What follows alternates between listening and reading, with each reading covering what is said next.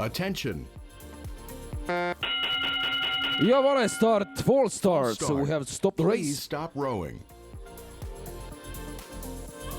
Ja Jüri Jaansonile esimene vale start, aga noh, Jürile tuleb ka andeks anda, sest et ta on üle pika aja alfavõistlusel ju kaasa tegemas ja väike pinge on peal, nii et nüüd Piret Piiroja viib selle peakohtunikuna selle kollase tormiku tema ette ja no Jürile pole vist kollast pikka aega keegi niimoodi näidanud, aga igal juhul pinge on meestel peal ja ega siin pole imestada, sest et ka veteranide arvestuses käib kõva võistlus. Prepare for your race, please. Ready? Attention.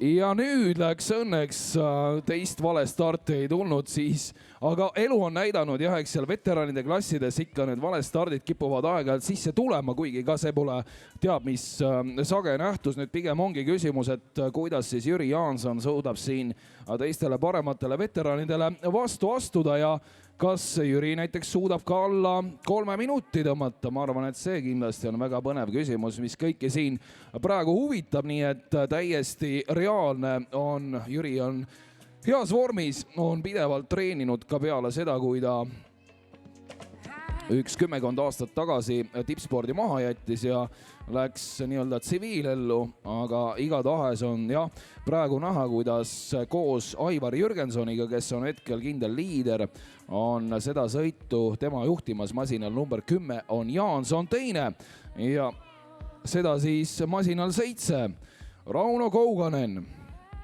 Aparaadil 6, tema liigub hetkel 3. positsioonil, nii et põnev sõit on läinud siin lahti.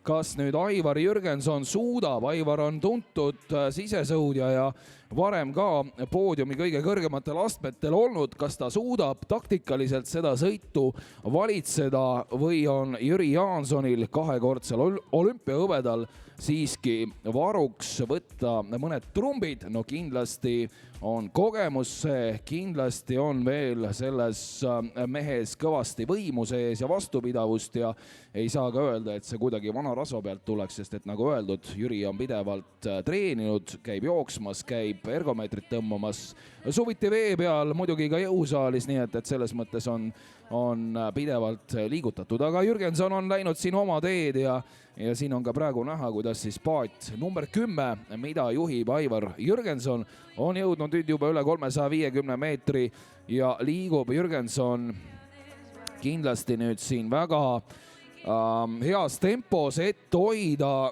psühholoogilise piiri lähedale, milleks on siis kindlasti 1000 meetri kontekstis meeste jaoks erinevates vanuseklassidesse 3 minutit ja praegu, kui nüüd suudaks Jürgenson samamoodi edasi tõmmata, siis ta täpselt sinna 3 minuti peale jõuab. Seda enam, et ei ole konkureerivaid tegijaid, no Jüri Jaanson on piisavalt jäänud juba maha, et seal kuidagi utsitada Jürgensoni, aga kui oleks nina-ninas võitlus käimas, siis tõenäoliselt oleks ka mõned võib-olla kümnendikud varuks veel võtta. Ja tundub, et Jürgensoni jaoks ei olegi oluline aeg, vaid võit ja siin ongi näha, kuidas tema läheb täiesti oma teed. Muidugi tempo läheb nüüd täiesti alla, seevastu Jüri Jaansoni tempo tõuseb ja on nüüd 1.30 peal see 500 meetri aeg ja kas suudab ka Jürgensonile natukene lähemale veel võtta, kuigi jah, tema võitu loomulikult ei väära miski. Jürgenson võidab selle 3 minutit ja 1/10 veel sinna peale ka. Ja Jüri Jaansonilt ka muljetavaldav 3.02,9 ning selle võistluse 3. Rauno Kouganen 3.09,1, ka väga ilus sõit.